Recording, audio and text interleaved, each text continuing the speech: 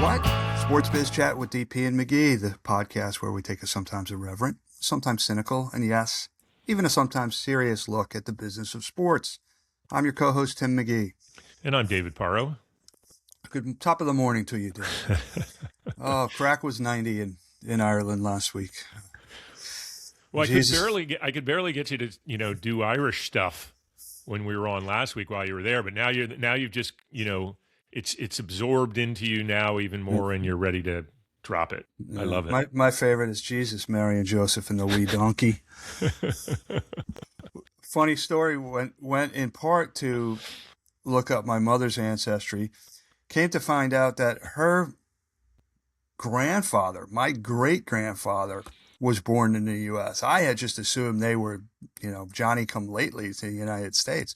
But we were in a small cafe in Ballyshannon, which is the hometown of who Eric Clapton calls the world's greatest guitar player. Do you happen to know who that is? Well, I always know that his love of the blues and Robert Johnson was a big driver for him, but... Well, Eric Clapton was once asked, how does it feel to be the world's greatest guitar player? And he said, I don't know, you'd have to ask Rory Gallagher. Well, that's a line that gets perpetuated by everybody, because some people say he says you'll have to ask Prince, which is just... Well, so I think that's I think those lines... Tale? He might have said that about Rory Gallagher, but... Anyway... I think it's an apocryphal tale, yes. Anyway, I can't wait you on that anymore because you use it so effectively. Thank you. Anyway, Ballyshannon is the hometown of birthplace of Rory Gallagher. It's now the home of the Rory Gallagher Festival. My mother's maiden name is Gallagher. Up until my teen years, I had one eyebrow like Liam and Noel Gallagher of Oasis, and I met two lovely older women in the cafe in Ballyshannon, Mary and Valentine Gallagher, and they were lovely. And they told me that there were so many Gallaghers in Ballyshannon and Donegal area that you had to basically go by a nickname. So their father was Tommy Fingers Gallagher. Now, being from Irish New Jersey, mob. Well, being from New Jersey, that was my first thought. But no, apparently Tommy Fingers Gallagher used to milk cows by hand as a small child, hence his nickname, Tommy Fingers. But they said Tommy Fingers' favorite line was, "Don't lose your health looking for your wealth." So, as words to live by. Dar dar dar. What was the pitcher? Mordecai, was it Two Fingers? Three Fingers Brown. Mordecai, Three Fingers Brown. I mean, Hall of Famer. That's one of the best, yes. Well, I had a fraternity brother, his nickname was the Thumb. And if I showed you a picture of him, he looks like a thumb. His head looks like a thumb. And so that's why he's named Thumb. We had a fraternity brother named Earth Dog. Mm-hmm. And then people would ask, what does that mean? I'm like, well, he looks like an earth dog. I said, what's an earth dog? I'm like, well, look at him. That's what an earth dog would look like. They had no explanation for it, but that made sense. We are opening the show as though there's not a lot of stuff going on, but there is a lot of stuff going on. One more thing I've got to give a shout out. I have a friend from college whose nickname is Dome, or Domehead, because he had a propensity for thinking with the smaller head. And at one point, these girls asked how he got his nickname, and he's very bright, very quick thinker. He said, "Oh, I went to a concert at the Carrier Dome and I threw up, so they started calling me Domehead." Yeah. And he didn't have a curiously large forehead to make that an easy, like he could have, so he had to come up with something. And came up with it. Yeah. So anyway, all right. So what's on your mind, sports-wise? So we're coming off I think, very exciting college football playoff championship game. Indiana winning their first ever national championship in football with a 27-21 win over the University of Miami.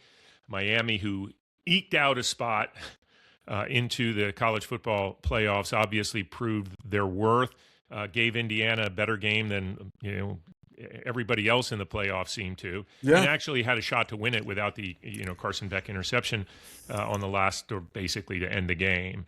The Heisman Trophy winner, I think, validated his selection as the winner of that illustrious trophy. And it was fun to watch. We don't have the numbers yet. I want to say it seems like, in this big data era, we seem to get viewership numbers a little slower.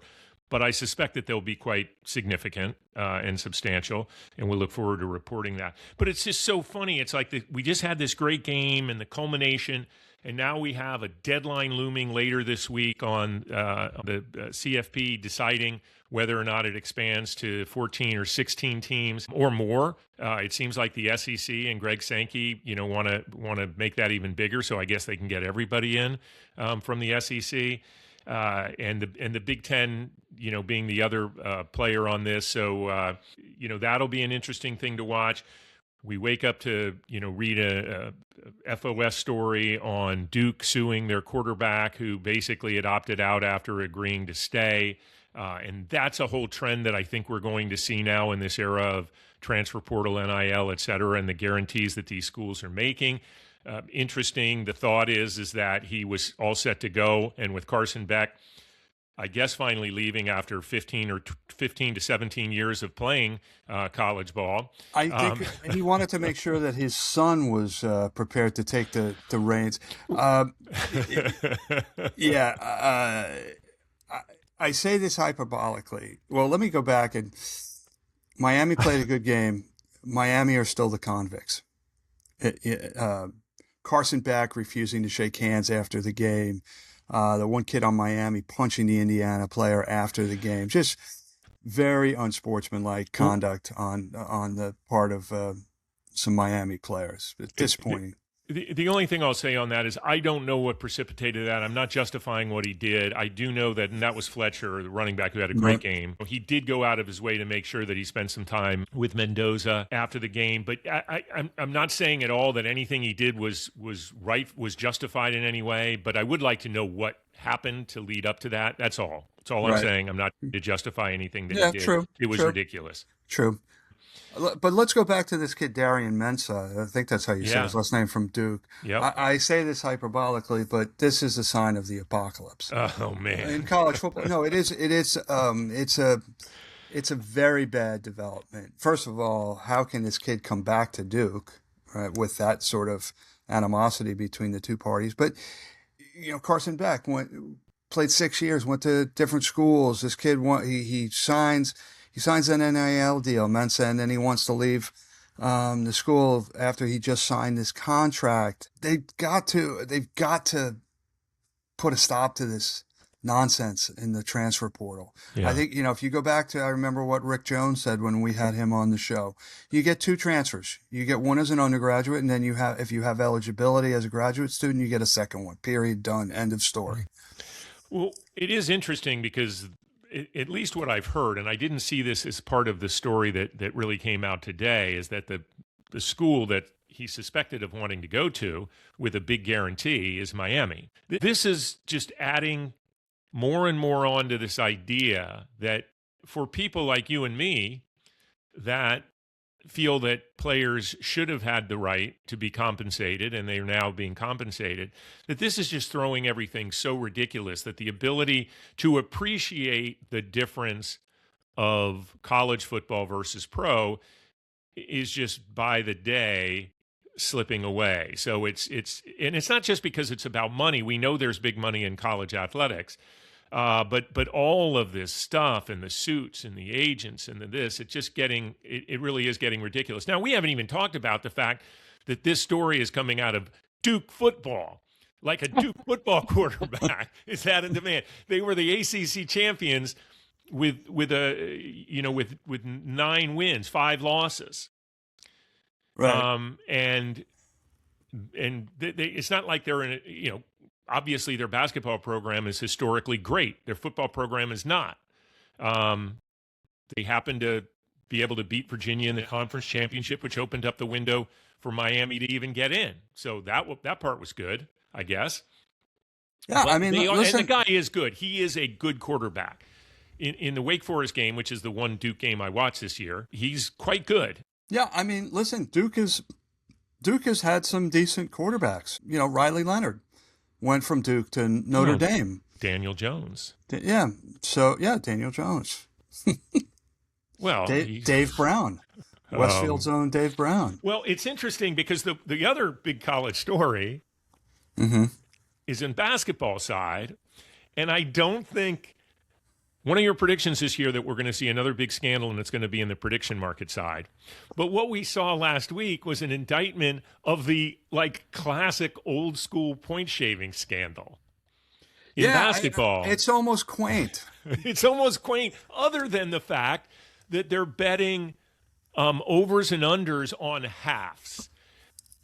To the point we're constantly making, the more stuff that can be bet on, the easier this stuff is going to be manipulated. One of the schools that was caught up in this was DePaul, and the place I used to work, and that kind of hit home in a way. But I had a friend.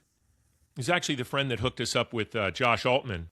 He was doing PR for Prime Video, Race Alone. And he sends me the video of the St. John's game where the guys were trying to keep the spread at a certain point, and they were bricking free throws. Oh, man. I went to the St. John's game last night. I don't know if that was intentional, quite honestly, the way they're not that good.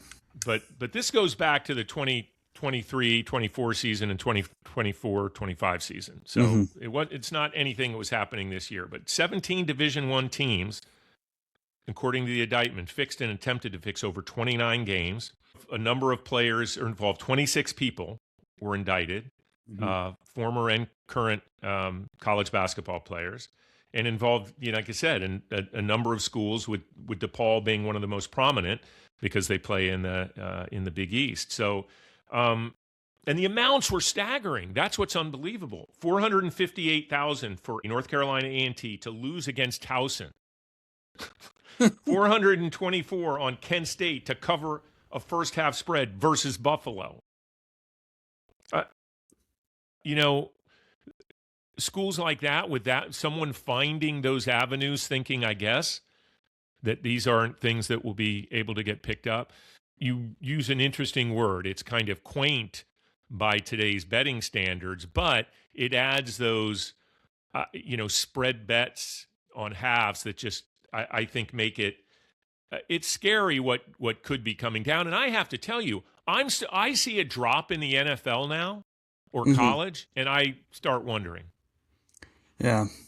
I mean, and that is going to, people keep betting, so I guess they have that thing going. But it's hard for someone that's looking at these stories, and we all, what do we want? We want to watch games as fans that don't bet, that are played out legitimately. When I was in college, I had a guy who lived on my hall named Derek Harmon. He went on to play for a couple of years, and he Scott Malaga, our friend, broke many of his rushing records. But Derek went on and played a couple of years for the San Francisco 49ers, won a Super Bowl. Anyway, his brother Ronnie Harmon was a much more accomplished player, played for the Chargers and the Bills for many years after a stellar career at Iowa. But I remember that Ronnie was investigated because I think he fumbled 2 or 3 times in the Rose Bowl his senior year. But to your point, now it's almost like everything is got to be under question. So. And the money for a college kid that, and these weren't big NIL kids, right? I mean, it was a little earlier before some of that stuff started exploding anyway. Yeah. So they're getting, I think, between $10,000 and $30,000 on some of these, the execution of some of these things, or that's what's reported. It's sad. It's disappointing. But I do think, I can't give you this one yet because I don't know where the bets were being made through. Nor do I want to take it. Nor do I want to take it. Yeah. Yeah. And you're confident that there will be something bigger and better. I believe. Sadly, yes. Yeah. I don't want it to happen, but I think it is bound to happen. But the college football championship was great. So let's end the college section of this. Oh, I had something on a positive note. No, let's go back. Let's not. Because the FTC, the Federal Trade Commission, is now looking into college agents, which I guess is a positive story. Because they are, unlike professional agents who are registered and sort of overseen by the Players Association, that is not the case in college. So the FTC chose a number of schools at random and went to them and said, are you having any issues? Are your agents complying with rules and regulations, so on and so forth? So I actually think that's a good sign in collegiate sports. But to end on a really positive note, I would not say that game was one for the ages, the Miami-Indiana game, but I would say that run by Mendoza at the end of the game was a play for the ages. This kid took one in the chops early in the game. His mouth was bleeding. Yep. Should have been a penalty. Should have been a penalty, wasn't a penalty, and like it happened earlier in the year against Ohio State, where he got knocked out of the game for a play or two, it just seemed to energize him, and he looks like an aw shucks golly gee type kid. I don't think I don't think he's shaved yet. He looks so young, but he is a tough competitor. Yeah, he is. Interestingly, his brother, who is on the Indiana team as well, announced for going into the portal because he wasn't going to be the starting quarterback. They've already brought somebody else in from the portal to be the next, the heir apparent. Yeah, I forget where the kid's going, where the younger Mendoza brother's going, but he looks just like him. Well, he's probably going to go to the Raiders, right? And he'll probably be able to, be under the tutelage of Tom Brady. So I think it'll be interesting to see how he does in his first year. Will he have a first year like Drake May and then come back and be really good? I think he certainly has the arm and the vision, it looks like, and the toughness to play in the NFL. He'll get hit. He'll get hit a lot harder, and they'll be on him a lot faster. Yeah, and Boomer Esiason said, he's not used to, taking snap under center. He's going to have to learn that. Far be it from me to prognosticate how good a player a quarterback is going to be. But, you look at C.J. Stroud, had a great rookie year and has sort of regressed over the last couple of years. I'll say. But he's going to be on his, fourth offensive coordinator in 4 years. So there's something to be said for that as well. Yeah. Anyway. We have an awesome guest that Tim and I are both very excited about coming up. Do we want to? There are two CBAs that are up. Obviously, the WNBA one is happening fast and furiously, and we'll see whether or not there are any games lost. But the MLB CBA will be one that is going to be watched very closely this year. And I'll raise my hand as a Cubs fan. Was not happy to see that Kyle Tucker chose to take a massive offer to go to the Dodgers, to be on a team where he won't be the biggest name on the team. And it definitely is going to impact the way or the strategy that MLB and the other owners have to tackle this CBA negotiation. Clearly, the Dodgers, it just doesn't matter. They will sign who they want to sign, and they're able to make money because their RSN is profitable.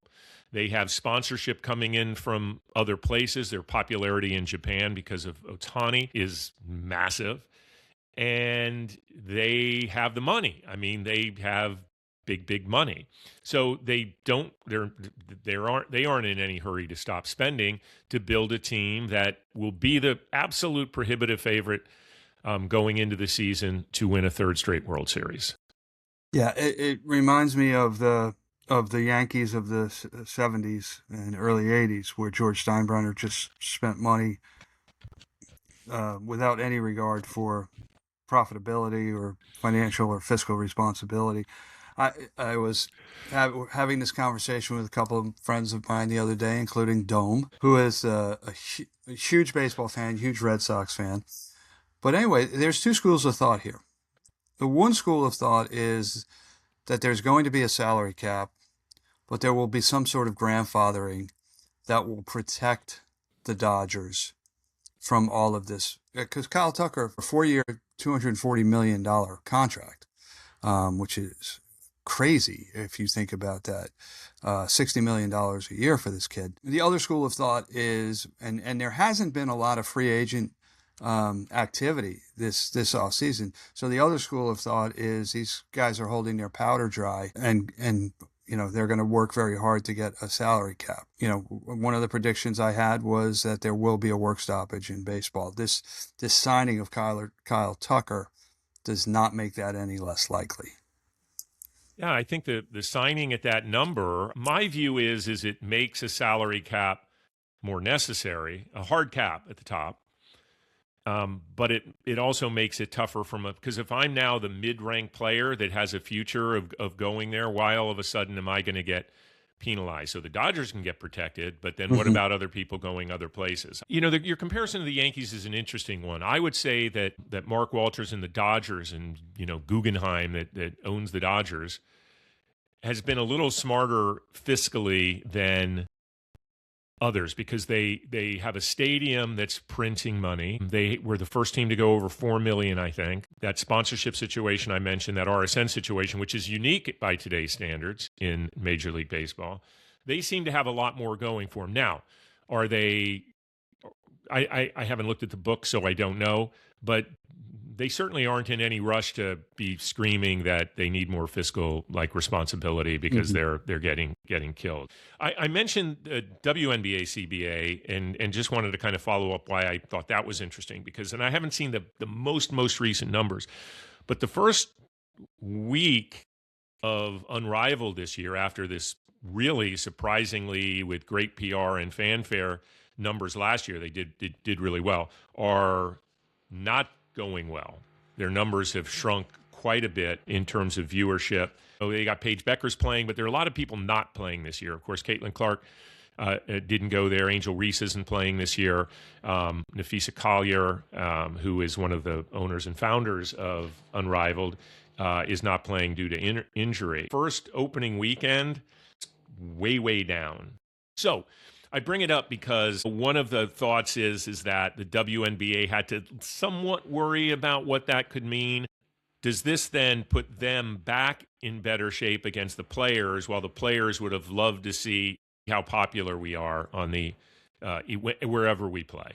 Yeah, I don't think it helps the players' leverage at all. I mean, it's a very small sample size, but I don't think you can be surprised that the numbers are down because the novelty has worn off. Yeah. But yeah, if I'm the players, I'm a little bit concerned. Well, okay, we don't have that leverage anymore. Not saying that they won't get what they want out of the deal ultimately, but I don't think it helps the players' negotiating position. Yeah, I've never really thought that Unrivaled was an exact competitor. They play at different times. It's a different style of ball. I think there's room for this 3-on-3 series. It would be interesting to see the WNBA take a role with Unrivaled, similar to say how the tour is involved with TGL. But we'll see how it plays out. I mean, 𝗙𝗵𝗺 𝗀𝗵𝗺 will be a potential big broker in that because of her dual role on the Players Association board, like an officer on the union side, as well as a founder of Unrivaled.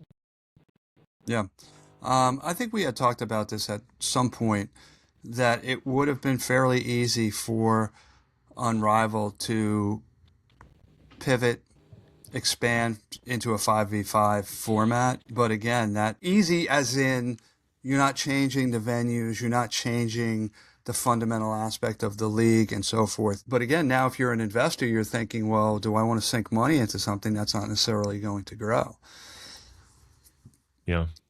If I'm the WNBA and I get this deal done with the players, I go and I do a partnership with 𝗙𝗵𝗺 𝗀𝗵𝗺 and Breanna Stewart and the other investors and owners of Unrivaled, and turn it into a situation where you can start to say, okay, well, listen, you may not get to the point that you want to be in terms of salary from the WNBA, but there are going to be more opportunities here in the off season to play in this Unrivaled, and we will give you promotional support, and we will share in the risks and the rewards of this thing. That's a potential route I could see being pursued once the WNBA players' collective bargaining agreement is completed and done. Notice how I didn't say a prediction. No. So I just right. Yeah. You save those for prediction day. This isn't prediction day. This isn't formal, official prediction day. Anything else you want to take on before we take a break for a guest? No. But when is Rex Manning Day? Do you know? Do you get that obscure '90s film reference? No. Will I know? Okay. Will I know it when you tell me? Like, will I go? Oh, probably not. Okay. That's not a reflection on you. It's a reflection on my poor taste in movies.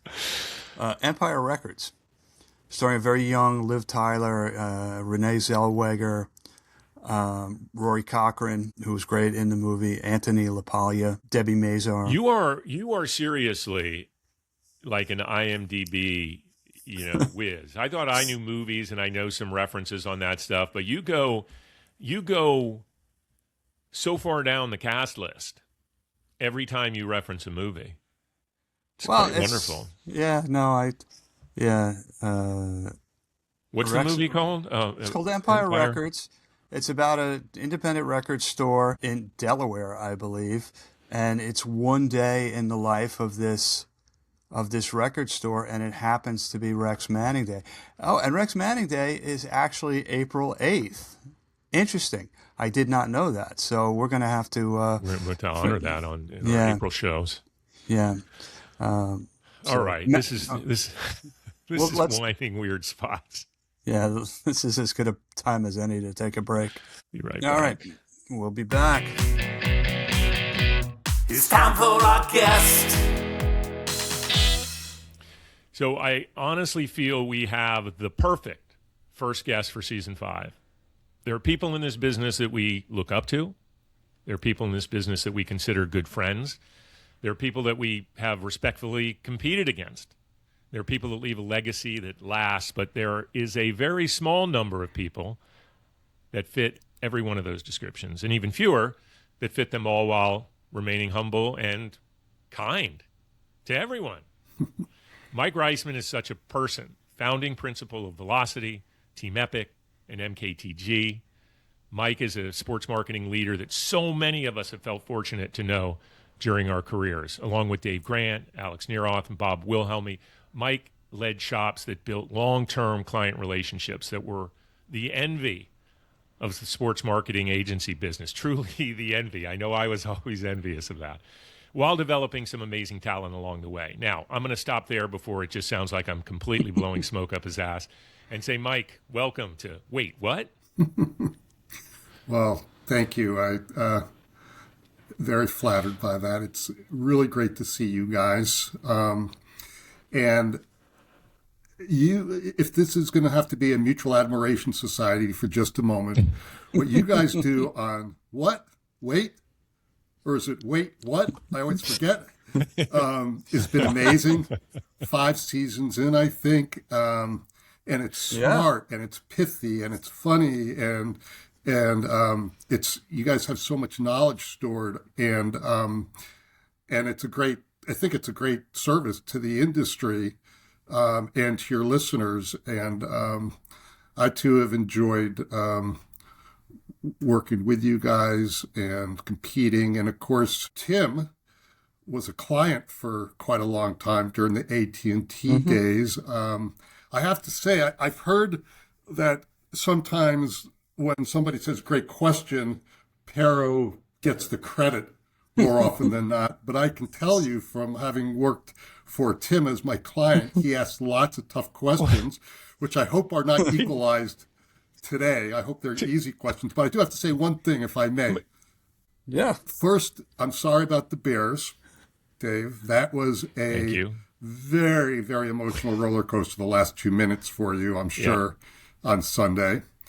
And Tim, I just want to say your Cornell ice hockey team's looking pretty good, ranked 12th in the nation, 5th in the ECAC, but just a couple points behind that coveted playoff bye in the first round, as opposed to my alma mater, who's buried in last place. The Skating Saints have 1 win, and they're 2-21 overall. And between my Jets and my Skating Saints, I did some massive research and found this winter my teams are combined 5 wins, 35 losses, and 2 ties. It's been a rough winter. If this isn't proof of how well Mike probably prepared for any client meeting coming up. I mean, the fact that he comes on, I mean, it took him 2 tries to get wait what right, but we're going to give him a pass on that. I got the website wrong a couple of weeks ago, Mike. So don't feel bad about that. It's not like we remember anything either, but the fact that he came prepped with that, I mean, it's part of what makes Reisman a legend. Listen, no I don't care what St. Lawrence's record is. When you make a trip to the North Country, it's always a tough time when you're playing against Clarkson and St. Lawrence. So, but thank you for the kind words, Mike. Really appreciate it. Sure thing. All right. You guys want to just keep going and talking about Northeastern, collegiate ice hockey for a while? No, I know you can do it. Yeah, we could, but let's go because we got some great questions and we want to take advantage of Mike being here. We're at the very beginning of the year 2026, as I mentioned, our first guest for this 5th season. I'm going to make it as broad as possible. What are you looking as you look at the horizon of 2026? What do you think the big stories are going to be? What are the things that have you pretty interested as you look at the sports business in the coming year? Well, I've listened to your predictions that you did at the end of the year, and I think some of them are pretty interesting. And I've read a few in publications and so forth. The one that hasn't gotten as much attention as others, I'm a bit of a political junkie. I was a government major back at St. Lawrence. Notice I've plugged my alma mater twice now already. And so I'm really interested in, the like political crossover that's happening on so many fronts. And whether you love them or hate them, and I'm not here to make a political judgment, President Trump has made an environment where politics and sports are crossing over in many areas. So, I'm interested. Will the Commanders name their stadium after President Trump? Is that going to happen? And how will brands react to that? Will that impact selling sponsorships to the new stadium? I don't know. Will there be protests at the World Cup? Will it be disruptive? Will there be ICE agents, rounding up illegals or legals or whatever they're doing? And will there be travel disruptions? I know, Tim, you mentioned this on a previous episode, but, what's going to happen to fans? What's going to happen to referees? What's going to happen to teams? What's going to happen to broadcasters? I mean, there's such an influx of international people coming from around the world into the country. There's bound to be some kind of impact that's going to cause a commotion. On a little bit of a lighter note, I'm going to be very interested to see the viewership for the UFC match at the White House. I think that's great for Dana White and the UFC. What a great spot to do it. I think it's kind of weird, though, that it's being tied into America's 250th celebration. I'm not quite sure what, a sport that features such violence has to do with celebrating the 250th, which is supposed to bring us all together. But I know it's good for Dana White, and I know that's important to President Trump. So that'll be interesting. Again, in this political crossover, what's going to be the reception of American athletes in Cortina? Once upon a time, American athletes would be very welcomed on European soil. But given how the administration has talked about NATO and our European allies, I wonder if that's going to impact how American athletes are received. Will that impact them? And what will their reaction be? And then one I'm really fascinated by, well, not necessarily 2026, it's right on the horizon, is what is going to be the relationship between President Trump and Gavin Newsom as LA 2028 come, because that relationship should be symbiotic. But how in the world are those two going to get along to make for the best games, as Juan Samaranch always used to say, the best games ever after every Olympics? How in the world are those two going to come together? Are they going to come together? So I'm keeping an eye on that. I know you guys were just talking about it. Again, politics, the conventional wisdom was that President Trump was going to be able to broker a deal between LIV and the PGA Tour. And Rory and Tiger, and I think Commissioner Monahan were all part of visiting with Trump right after he went into the office. it's not looking, at least most people are saying now, that the two tours are to come together. Doesn't seem like the PGA Tour needs that as much. So, and speaking of the tour, I'm really interested to see how Brian Rolapp and the tour handle this consolidated schedule. As you guys might know, I've spent a lot of my career working in the golf space, and there's 42 tournaments in, 35, 40 cities that really depend on the tour for the economic impact, for charitable contributions, and to bring a big event into their markets. And there's going to be half of those tournaments that are cut out. How is that going to be handled? And if they think they can create a secondary tour with some of the tournaments that are cut out, are they really going to be able to get sponsors? And are they really going to be able to finance them in a way that's going to make them solvable? So that's a really interesting story to watch. And while I know Rolapp really puts a lot of value on scarcity and wants to oblige the players on their travel conditions, I think that's a huge challenge for him to make that work. And then the last one, not the last one, actually I have a bunch more, but I do want to talk about Major League Baseball because like you guys, I'm a huge fan of baseball. As a consumer, I love baseball. I know it lines up with the Jets. I love the Mets. I know I love the Jets and Mets, which is very difficult. But I just don't see how they're going to not miss games in 2027. And I think that's a tragedy. Yeah. Things are going so well. We had this majestic 2025 World Series. ESPN, MLB, despite ESPN withdrawing, developed a pretty good media deal. I'm excited to see Major League Baseball back in NBC. I think we're all old enough to remember the Joe Garagiola days. It'll be great to see MLB back on NBC. The World Baseball Classic, which is an awesome event, sometimes underrated, but a great event for baseball and stokes the popularity. But they have to figure this out, and it's not that hard, I don't think. Let's have a salary floor, put more revenue sharing that comes out of, the luxury tax that the big spenders make.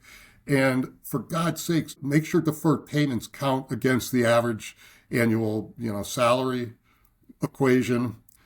And anyway, those are just some of the things. I'm voting for Reisman as mediator, moderator right now, Tim. I mean, these things, this could be figured out. And I worry a little bit that we don't necessarily have the leaders to do it. I think Tony Clark and Rob Manfred are probably good at a lot of things. I'm not sure they're the best people to lead labor negotiations. I don't know.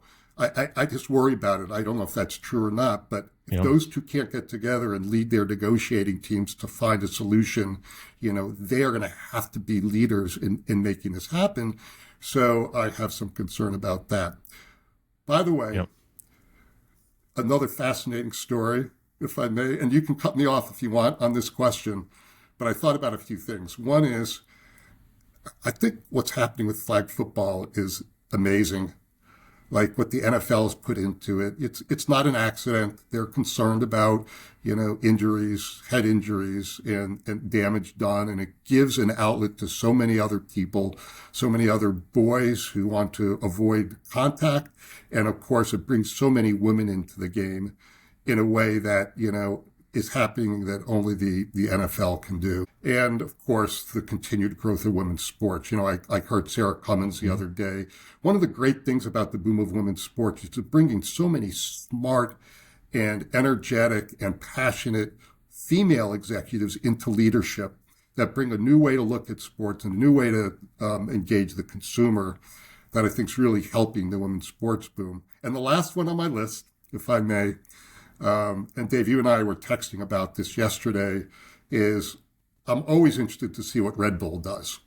To me, they are the number one. Let's save that one. We have a question coming up that I think might be an interesting thing for you to talk about that on. So if that's okay with you. I'm not surprised that you obviously have thought through, here are the things that are happening in the world. So we appreciate all of that you just shared.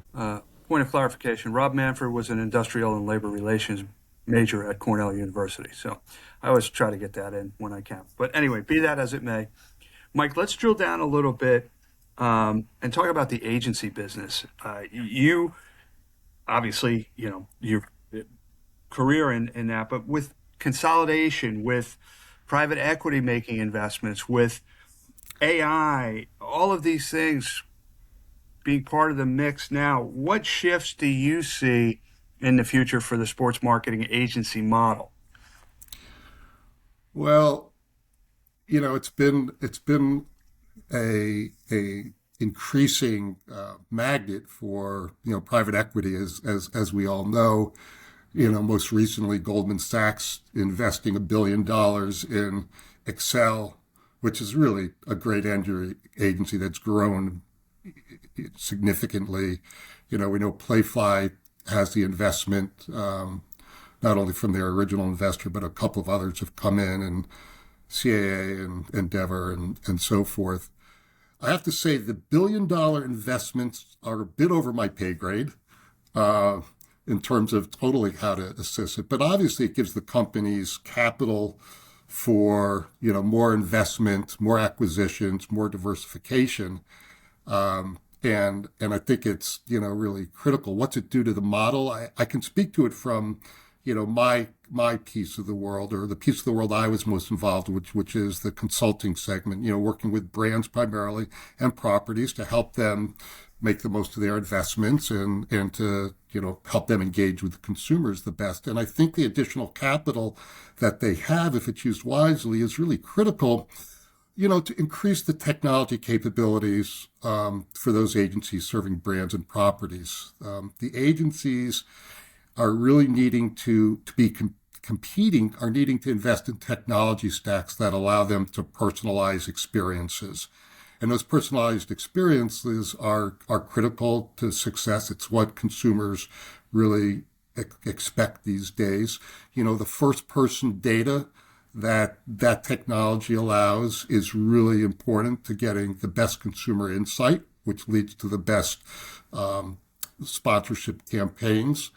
And they need the data to, really have the best analytics for and analyzing the ROI and the impact. More than ever, the FOs are asking for the impact of what sponsorship investments cost. And for years and years and years, we were all in the wilderness in measuring sponsorships. And we tried, and we all, I think, had some really interesting ways to do it.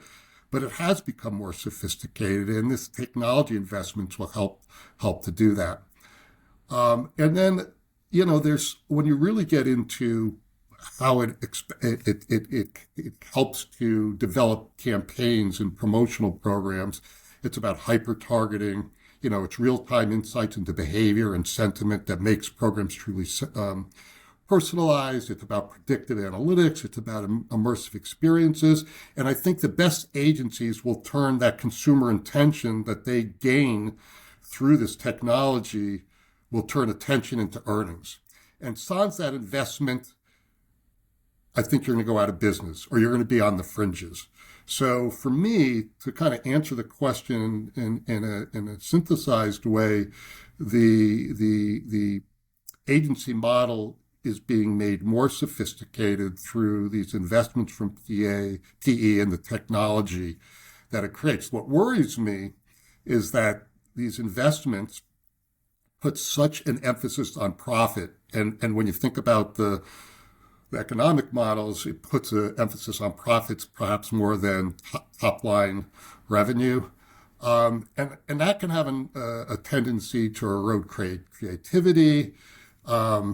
It erodes, that passion that an account person has to start a small account and make it large and make it something meaningful. And I've talked to some friends in the business who are leaving the agencies because of that pressure. And so, will there be a talent drain of the people traditionally that we've grown to admire at these agencies as the companies look for, tech talent and have a drive for profit? So, that's kind of how I look at it. probably mostly good and mostly, important. Let me follow up with a question related to the agency business. What was the secret sauce for Velocity, and then later when you created Team Epic, and then eventually became MKTG? What was that secret sauce? And then the follow-up to the follow-up is, what do you feel the legacy of those agencies will be in the sports marketing world?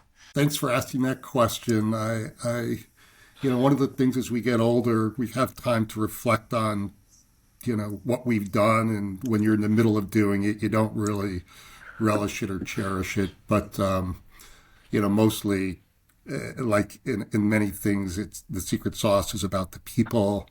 And, I was so blessed and so fortunate to be surrounded by so many awesome people. And we were able to attract, a lot of really, really just terrific young people. And I think the secret sauce for us, we always have said we didn't really have a business strategy. We had a culture strategy. And when, we left Clarion, which was a very, very dysfunctional place, it's very, very politically charged, our culture strategy was basically to be everything Clarion wasn't. It was just a really difficult place to be. So we created this culture which was determined to be apolitical. And we would say that, if you were political, this wasn't the place for you. And there's some agencies, not that it's right or wrong, where politics do play a part, but not at our agency. It just was not, it was something that we weren't going to tolerate.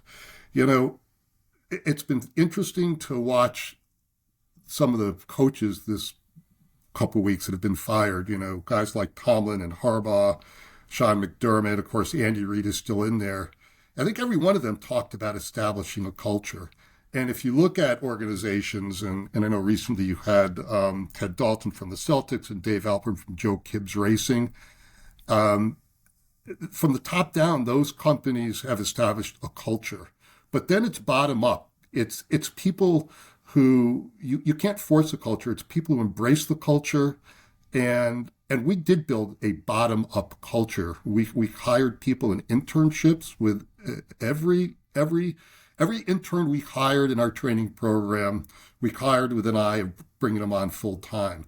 And they absorbed our culture and lived our culture and appreciated our culture from the first time they walked into our buildings. And when you talk about the legacy, what I think I'm most proud of, yes, the client work, yes, the awards and, a lot of those things. What I'm most proud of is when I see so many of the young people that we hired that are populating important positions in the world of sports and entertainment marketing. It means that we really contributed to young people. We really contributed to their lives. We've helped them, in their careers and where they are today. And the amount of people I talked to who started with the agency and grew their careers through working with us at, Velocity and Team Epic, who just thank me for the opportunity, not just me, but Dave and Bob and Alex, thank us for, experiencing what they experienced and learning what they learned. To me, that's the legacy, as the people that carry those lessons into businesses elsewhere. It's interesting, Mike, because Tim and I actually appeared on Carl Thomas's podcast just this week. We had recorded it last year, and I talked about Frankel in a very similar way, because Bud Frankel did what you guys did, and that was such a kind of a great lesson, that kind of bottom-up concept of where the power base of the organization is. But that comes from great leadership. And I think, to your point, that the answer you were giving before in talking about the challenges of PE or other type investment, that makes that continuation a bit tough. It does. And, look, that's nothing new. I mean, small boutique agencies have been bought by the global holding companies. And, of course, we were bought by Aegis, and then Dentsu bought Aegis. And there is a collision between Yeah, we tried to buy you at SFX. I mean, when I was, you'll recall that discussion, probably. But well, there's a collision that comes when that happens, and we fight to keep our cultures. We fight to keep the things that made us, successful, and sometimes they're maintained and honored, and sometimes they aren't. Somewhat along the same lines, but looking at sponsorship in general, we really wanted to get your take on what makes a great sponsorship, and importantly, has that changed or has that generally remained the same? We know that there are all kinds of opportunities and digital opportunities and different ways to market a sponsorship, but what to you makes a sponsorship great, and has it changed or stayed the same over time? Yeah, well, that's I guess that's a question we should all be at. That's a great question. Is that your question or Tim's question? It's my question. Okay. So we'll. He does write great questions. He hasn't written enough of them. This is the point on that. Well, he dropped off, so you can take credit for that one. So that's perfect. No, I would give him credit. I know you would. I know you. Well, look, yes, there are changes, but I think there are about 4 truisms that remain, that are important to sponsorship. First of all, I believe that sports and entertainment continues to be the one marketing tactic where you can reach consumers in the zenith of their, emotional and passional behavior and appeal to them with a brand message. Nothing will ever replace that. Nothing else compares to marketers. Create that emotional experience, insert brand here. Okay, whether it's, a live experience, whether it's signage or whether it's AI generated, it doesn't matter. That remains true. Secondly, sponsorship continues to be tribal. Okay, sports and entertainment continues to be tribal, right?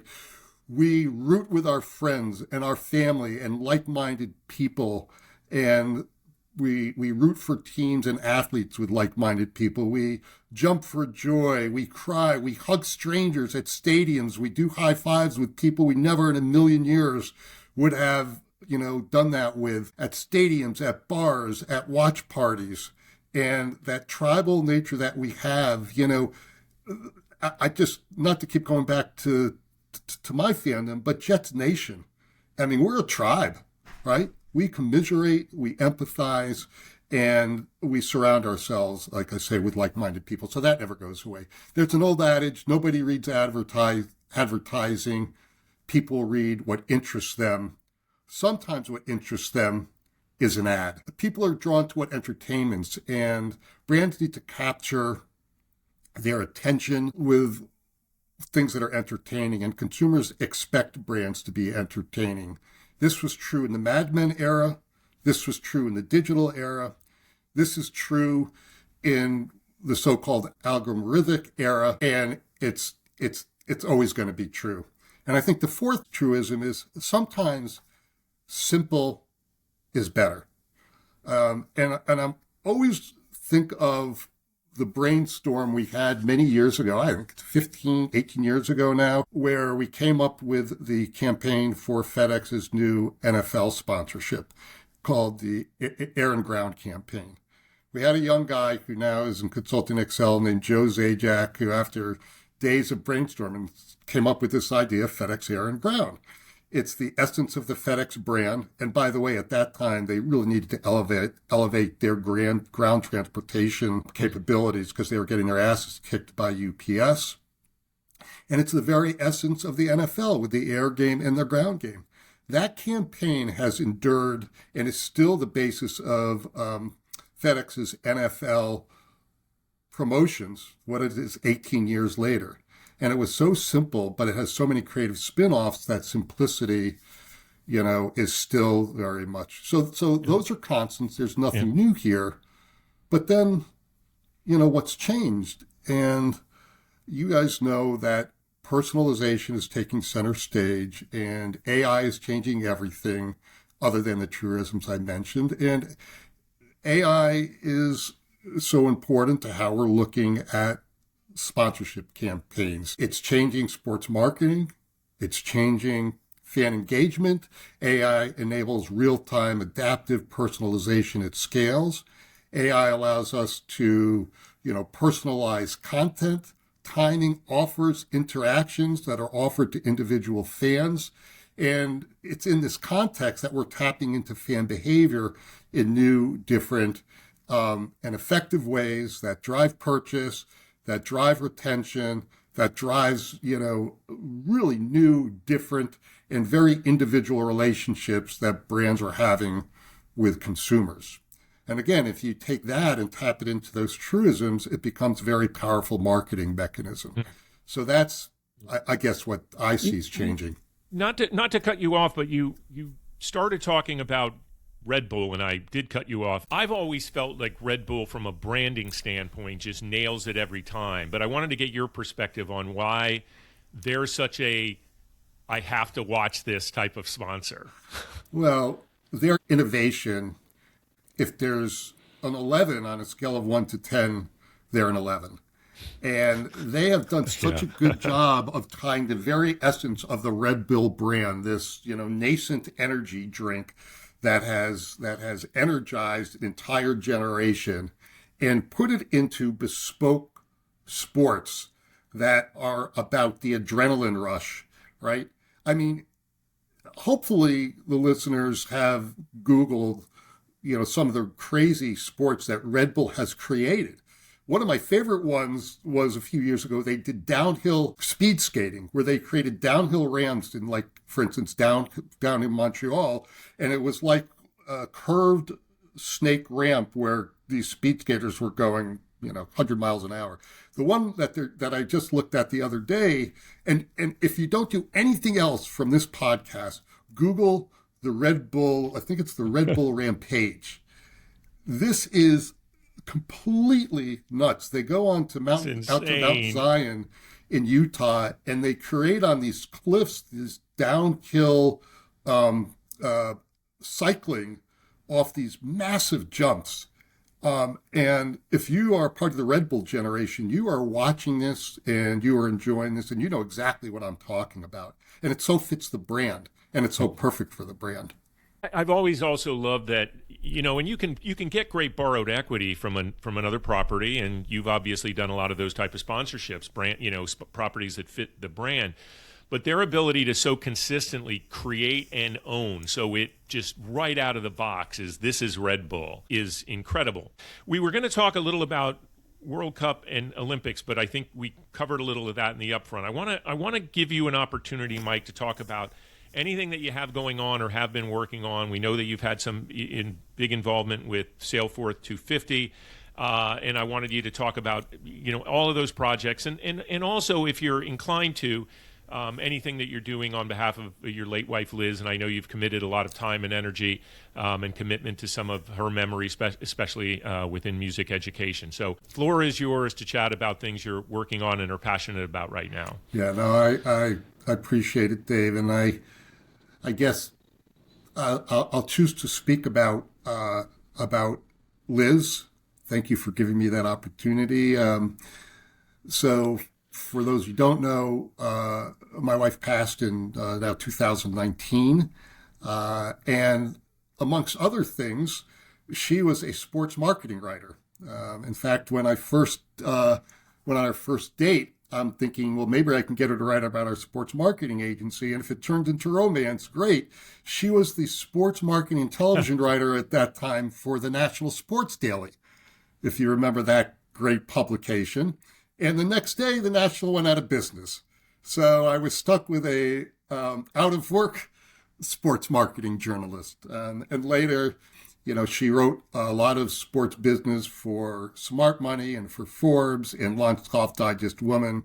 But her real passion was music education. She grew up as a musician and played in a bunch of symphony orchestras, in the junior symphony orchestras in the Bay Area, and had a real passion for music education. So when she retired from journalism, we bought a music store here in Connecticut that was dedicated to educating students. So lessons, instrument rentals, instrument repairs, and so forth. And her passion for music education grew. She became on the board of some of the big trade organizations like the National Association for Music Merchants. So when she became ill, we had an opportunity to talk about things that would be meaningful to her. So I've spent the last 7 years, I always say, checking off the box of my posthumous honeydew list. And part of that was creating a couple charitable, one's a foundation with the National Association of Music Merchants Foundation, with the Liz Reisman Fund for School Music Education, has developed programs for a lot of underserved communities, including one here in New Haven, Connecticut. And then we've created a scholarship fund at the Cazadero Summer Music Camp out in the Bay Area. And in the end, we've been able to raise a lot of money for scholarships for kids to go to this camp. And I think she'd believe that we're checking that box, and I hope to continue checking the box on what would make her happy. You know, there are a lot of things to admire about you, Mike, and I don't think you're just checking a box, but you've definitely checked it. You're doing what was in your heart, and I think what was, and it's just quite admirable. So congratulations on that, and building that legacy for Liz. Thank you. I appreciate that. All right, we are going to go to the closing questions, believe it or not. You started strong. You've remained strong. We're going to let you finish strong here. So we ask these two questions of every guest that we have on. And the first one is, how did you get your start in the sports business? Well, I always wanted to be in sports marketing. When I got out of college, believe it or not, there were only 2 graduate programs in the sports marketing business. One was at Ohio University, and I think the other was University of Massachusetts. When I was in college, I knew I wanted to be in sports marketing. You know, my dad always said, do something you're passionate about. And so I knew I wanted to be in it. And my mom would send me clippings back in that day and age of this little company called IMG and this guy called Mark McCormick and the things they were doing to stir up my interest, right? And I took an interest. So I was very lucky. My sister had a high school friend who played soccer here in Westport at Staples High School and had a job running revenue, the chief revenue officer for the New York Cosmos. And I got an internship there my sophomore year in college to sell ads in Kick magazine, which was the magazine distributed at all the stadiums. And he said, go sell advertising. I said, I don't know anything about advertising. I certainly don't know what a CPM is. And they didn't tell me anything about it. So I would go in, for instance, I remember I went to Japan Airlines and say, if you buy the ad and one person buys a round trip from New York to Tokyo and back, that will pay for the ad. And they threw me out of the office. So I sold one ad. Try. I sold one ad to a restaurant in Midtown called the Brazilian Pavilion. And I told the guy, if you buy an ad, we can get Pele to show up at your restaurant and have a meal and take pictures. So I go back to the office and I tell Mark Brickley, the late Mark Brickley, who was my sister's friend. He worked for a guy named Tom Werblin, who was Sonny Werblin's friend, if you remember that name. And I told him what I did. And he looked at me and he said, are you freaking crazy? Pele's not showing up at that restaurant. So I had to go back and tell the guy that he wouldn't do it. So you were one of those type of sales guys. I never would have guessed. So they had given me a 1,500 draw, which they never recouped. But then a few years later, my mom knew a guy named Chip Campbell who had been at the LPGA and worked at the PGA Tour. And he knew about a job opening at the LPGA. And they had an opening. And I got my first job working for the LPGA, working in PR, traveling around the world with 150 women golfers and a core of young people, and it was an absolute blast. All right. We're going to move on to the next question, and we know you've mentored so many people in this business, but if you had to right now offer one piece of advice to someone looking to break into the business, what would it be?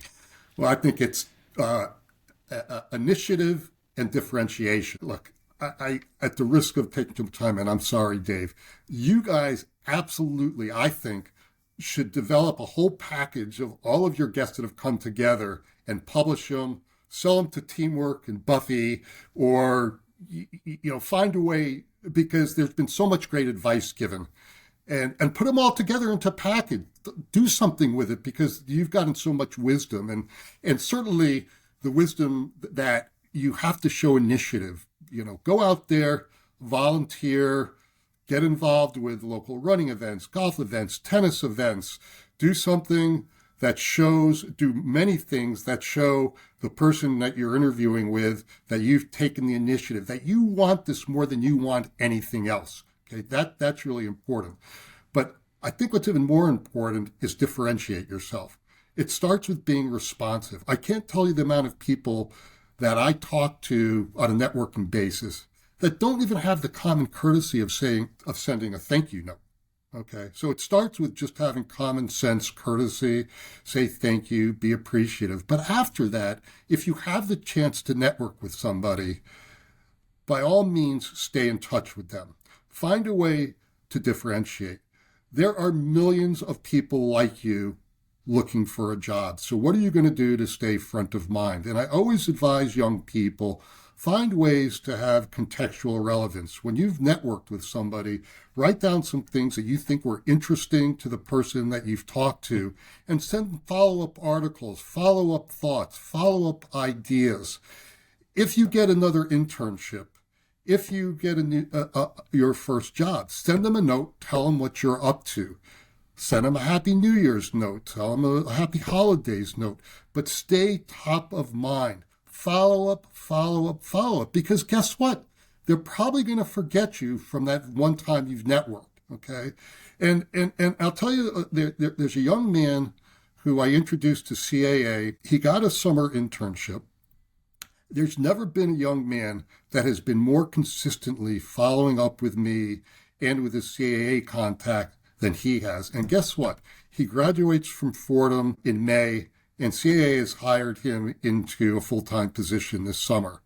And if anybody wants to talk to me about, the best way to do that and the best way to stay top of mind, I'm happy to talk to them about it. But that would be my advice.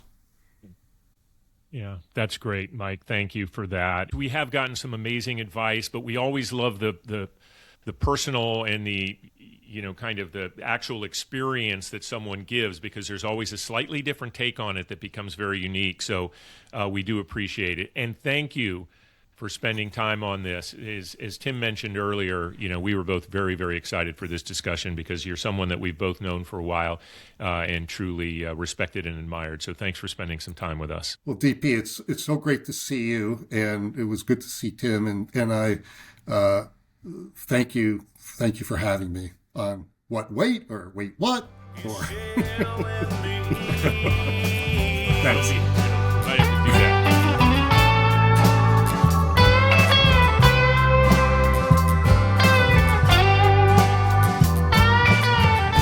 Another great guest discussion. This business, Tim, I feel is so much better that Mike Reisman was in it. Isn't it? Just a wonderful guy. I feel very fortunate that I've known him. So we are at that point of the show where we take a little bit of a peek ahead, offer any shout outs that we have, any corrections that we need to make. So I will go to you, Tim, and say, what do you have your eye on? Well, first of all, I don't have to make any corrections, so we might want to mark this day down almost like Rex Manning Day.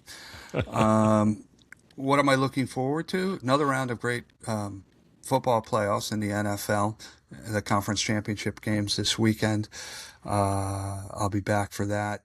But the biggest event on the sporting calendar of 2026 will be this Saturday, January 24th, 7 p.m., Lina Rink, Ithaca, New York, on the campus of Cornell University, where the number 12 ranked Cornell Big Red take on their hated rivals, the Harvard Crimson. It's the only game that Carolyn absolutely will go to. Oh, that's great. Yeah, that's great. So interesting story. When I was a freshman, there was only I think 2 Americans on the entire Cornell hockey team. One of them was my roommate, who was a walk-on. Dome? No, not Dome.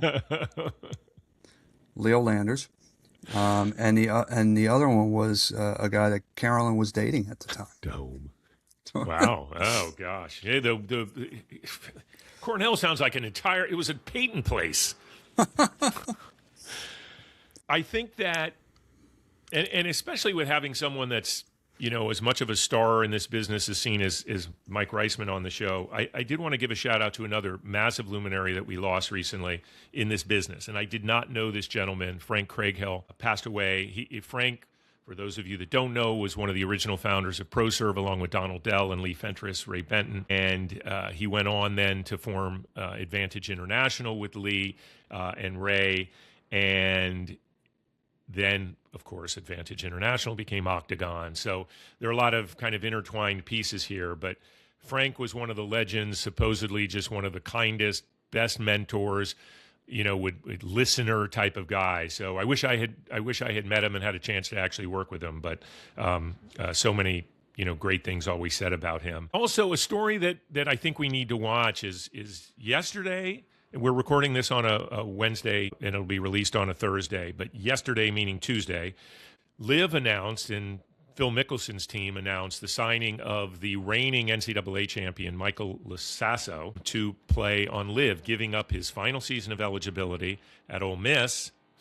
He's pulling a Lane Kiffin here, and a shot at playing in the Masters.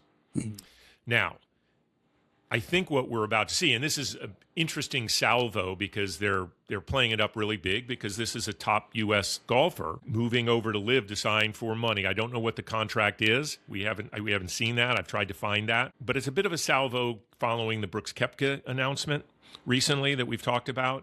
And I'm curious as to, is this going to be the play, going after this young talent to try to bring them in with the promises of this big money so they don't have to earn their way in the tour's meritocracy?